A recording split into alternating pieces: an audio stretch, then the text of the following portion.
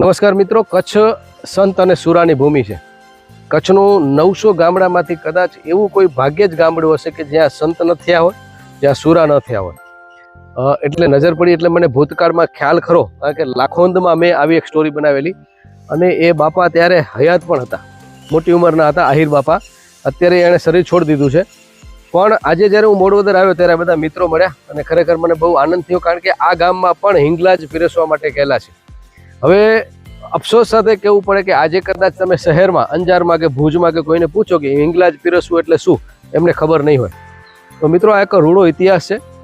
ભારત પાકિસ્તાનની ત્યારે સરહદ નથી, ત્યારે આપણો આખું અખંડ ભારત હતું. ત્યારે સિંધ પ્રાંત કહેવાતું અને ત્યાં હિંગલાજ માતાજી જે અધિષ્ઠા દેવી, જે આપણા કહી શકાય કે રક્ષક છે અને 18 વર્ણ એને માને છે. તો એ હિંગલાજ માટે લોકો જાતા. એમ કહેવાય છે કે બે અલગ અલગ પરિવારમાંથી ભલે ગયા હોય, પણ બે એ ભેરું થઈને જાય, ભાઈબંધ થઈને જાય, ભાઈ થઈને જાય અને ઘરે ખબર પણ ન હોય. અને એ કેટલા દિવસો સુધી ચાલતા ચાલતા જાય ને પછી ત્યાં કને પીરસી આવે અને પછી જ્યારે આવે ત્યારે એને અગ્નિ સંસ્કાર ના આપે, પણ એને સમાધિ અપાય. આ એક રૂડો ઇતિહાસ છે. તો આપણે ગામના યુવાનો પાસેથી જાણશો કે ખરેખર આ શું છે વિગત, જેથી કરીને તમને પણ ખબર પડે અને મને પણ ખબર પડે. સૌપ્રથમ તમારો પરિચય આપજો. મારું નામ મહેશભાઈ જી, આખું નામ? ચાવડા. જી ચાવડા સાહેબ, મારે જાણવું છે કે અહીંયા કેટલી ડેરીઓ છે, કેટલી સમાધિઓ છે? લગભગ અમારા ગામમાં 100 થી વધારે સમાધિઓ છે જે લોકો હિંગલાજ કરી આવ્યા છે. જી. કારણ કે જે તે ટાઈમે ભારત પાકિસ્તાન બે એક જ હતા. જી. અને લોકો અહીંયાથી ધંધા રોજગાર અર્થે પણ પાકિસ્તાનમાં જતા હતા. જી. અને ત્યાંથી શું કે રણમાંથી રસ્તો સરળ હતો, તો લોકો હિંગલાજ દર્શન કરી આવતા. હિંગલાજ એક આપણું શક્તિપીઠ જ છે. જી. અને ત્યાં જે લોકો દર્શન કરી આવતા એમને પછી અગ્નિ સંસ્કાર આપવામાં આવતા નથી, એમને સમાધિ આપી અમને એમની ડેરી બનાવવામાં આવે છે. વાહ. એટલે અમારા ગામમાંથી બહુ બધા હિંગલાજ કરી આવ્યા છે. કઈ કઈ સમાજમાંથી ગયેલા? અમારા વધારે પૂરતા રબારી સમાજમાંથી, આહિર સમાજમાંથી હિંગલાજમાંના દર્શન કરી આવ્યા છે. વાહ. તો મિત્રો, આ માલધારી સમાજ છે અને એ કહી શકાય કે ધર્મમાં, અધ્યાત્મમાં આ સમાજ ખૂબ શ્રદ્ધા રાખે. પછી એ ભરવાડ હોય, આહિર હોય, રબારી હોય, આ બધા જ સમાજ જે છે ને એને એક ધર્મ પ્રત્યે રુચિ છે. અને આજે એમ કહી શકાય ને કે પૃથ્વી જે ટકી છે ને એ ધર્મના કારણે ટકી છે. બાકી તો પાપ બહુ વધ્યા છે, પણ જે આવા જ્યાં સુધી સ્થાનકો છે ત્યાં સુધી કોઈ આંચ નહીં આવે. મારે એ જાણવું કે પેલા લોકો પગે જતા, મેં એવું સાંભળ્યું છે કે ઘરેથી બે ભાઈઓ, જે બે મિત્ર હોય, ભાઈબંધ, એ કીધા વગર જતા રહે અને પછી જે છે એ ત્યાં કને જાતા હાલતે હાલતે, અને પછી ઘણા દિવસો પછી પાછા આવતા. તો ક્યાં રસ્તેથી જાતા એ પગે? એ સિંધ પ્રાંતમાં જ આપણે જે રણ છે, જી, આપણા ખાવડાવાળા છે, ત્યાંથી જતા હતા. બરાબર છે. તો કેટલાક દિવસો લાગતા હશે ને, કારણ કે ત્યારે તો સાધન તો હતા નહીં. હા, સાધન તો પગપાળા જ જતા, અને એ દિવસોનો તો કાંઈ ખ્યાલ નથી, કારણ કે આપણને એટલા આઈડિયા નથી કેટલા દિવસમાં થતો. પણ અમારા ગામમાંથી બહુ બધા હિંગલાજ કરી આવ્યા છે. Very good. તો અત્યારે આપણે જે જગ્યા ઉભા છે, કઈ જગ્યા કહેવાય? મોડવદરના જ બધા જે ડેરીઓ છે. આપણે કઈ જગ્યા? ગામના ઝાંપામાં જ. ગામનો ઝાંપો. અને સામે જે છે એ મચ્છોએ આહિર સમાજવાળી પણ છે, સમાજવાળી અને રબારી સમાજવાળી, એની રબારી સમાજનો છે. બરાબર. તો અહીંયા જે છે બંને સમાજવાળીની સામે જે આ જગ્યા આવેલી છે, તો ખાસ કરીને શું અહીંયા આપણે આસ્થા શ્રદ્ધા કેવી રીતે લોકો અહીંયા આવતા છે? પરિવારના જનો? હા, પરિવારના વારે તહેવારે એમને પ્રસાદી ધારે છે અને એમને પૂજા જ કરે છે. જે હિંગલાજમાંના દર્શન કરી આવ્યા એમને બહુ પવિત્ર માનવામાં આવે છે. Very good. અન્ય કોઈ મિત્ર આપજો. શું નામ છે આપનું? કરમસિંહભાઈ સોમાભાઈ રબારી. કરમસિંહભાઈ, ખાસ કરીને આ બધી જે ઘટનાઓ છે આજે પેઢીને બહુ ઓછી ખબર પડે છે. તો ખરેખર તમારું ગામ તો ગૌરવ છે.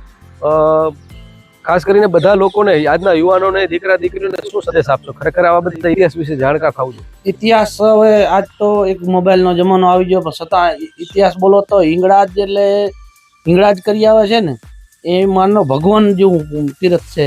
વાહ. હું આજે મારી આજ ખુદ હિંગળાજ ગયા. વાહ. તમારા બા હતા એમ? હા, મારી મોટી બા. વાહ. મતલબ વાહ. એ હિંગળાજ જઈ રહ્યા છે. એની પહેલી સમાધિ છે પાવાગઢ. હા. પાવાગઢ ની બાજુમાં. અત્યારે ગામથી બારે છે, મંદિર છે. બરાબર. હું સાંજ સવાર 2 ટાઈમ હું પોતે અત્યારે સેવા કરું.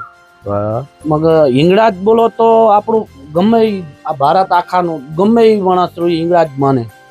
હિંગળાજ જેવું દેવ આજે પણ નથી. વાહ વાહ. પ્રખ્યાત બોલો પહેલું હિંગળાજ આપણું. આ હિંગળાજ પહેલે જે જઈએ પછી બંધ થઈ ગયું. એટલે હવે કોઈ કરમસિંહભાઈ મુશ્કેલી છે, કારણ કે હવે પેલા પ્રદેશ હતો, અખંડ ભારત. હવે જયારે ભારત પાકિસ્તાન થઈ ગયું છે તો કેટલી મુશ્કેલી પડે છે. અને તમને બધાની ઈચ્છા છે, કારણ કે વડીલો ગયા હોય એટલે તમને પણ ઈચ્છા હોય, તો પાસપોર્ટ અને વિઝાની પરિસ્થિતિ કેટલી વિકટ છે અત્યારે? અત્યારે વિઝા તો મળે એમ જ નથી, એવી પરિસ્થિતિ. મળે તો એની બહુ આગળ આપણે પ્રોસેસ કરવી પડે, પણ એવું અત્યારે માણસ પ્રોસેસ કરવા માંગતું નથી. અન્ય કોઈ બોલશે? ખાસ કરીને તમને જણાવી દઉં કે એક કહી શકાય કે પાકિસ્તાનમાં કદાચ આતંકવાદી પ્રવૃત્તિ ગમે એટલી હોય પણ હિંગલાજ માતાજી ઉપર આજ દી સુધી એક પણ હુમલો થયો નથી. અને કહેવાય છે કે ત્યાંના મુસ્લિમ લોકો પણ ત્યાં પૂજા અર્ચના કરે છે અને નાની માં તરીકે જે છે હિંગલાજ માતાજીની જે છે એ પૂજા કરે છે, આસ્થા અને શ્રદ્ધા ધરાવે છે. એટલે આ એક ગજબ છે. અને બહુ સરસ વાત કરી ભાઈએ, શું નામ આપનું? મહેશભાઈએ, કે એક શક્તિપીઠ છે સાહેબ. અને આપણે તો ગૌરવ લેવું જોઈએ કચ્છને, કારણ કે આપણા વડીલો જે છે ત્યાં પીરસવા માટે ગયેલા છે અને કેટલાય દિવસો સુધી પગે જવું ત્યાં કને જે છે એ માતાજીની આ આસ્થા સાધના કરીને દર્શન કરવા અને પછી જ્યારે આવે ત્યારે ખરેખર ઘરને ખબર પડે કે આટલા દિવસો સુધી અમારા દીકરા, કારણ કે ત્યારે મોબાઈલ નહોતા અને કોઈ સંપર્ક નહોતો, કોઈ વાહનો નહોતા. તો વિચારો કે એમની આસ્થા અને શ્રદ્ધા કેટલી હશે. આજે આપણી આજુબાજુ કોઈ દેવળ હોય ને તો આપણે દર્શન કરવાનું જે છે આળસ આવતી છે, રહેવા દો ને. તો ખરેખર આ વડીલો પાસેથી આપણે જે છે એ શીખવું જોઈએ. જી અંતિમ, હાજી આપનો પરિચય આપજો, નામ આપ. મહાદેવાભાઈ. ત્યાં આગળ એટલો તો આપણને ખ્યાલ નથી પણ અહીંયા ઇંગરાજ છે, આગળ ગયા હતા પહેલે. આજે કોઈ વાર તહેવાર આવે, દિવાળી છે, પાડવો છે, તો એનો જે કાંઈ તાલુકે જો ચોખા કે જે ધારણ થતા હોય કોઈ એના દિવસ ઉપર ધારણ કરે, કોઈ પાડવાના દિવસે દીવો કરે, અવારનવાર ક્યારે આવે. વાહ. તો આપણા ઇંગરાજ છે તો એને નમસ્કાર કરવા આવે. વાહ. છેલ્લા કોઈ અત્યારે કોઈ હાજર છે જે અત્યારે વડીલો કોઈ હાજર છે? આપણે ના, અત્યારે હાજર છેલ્લા કોણ હતા?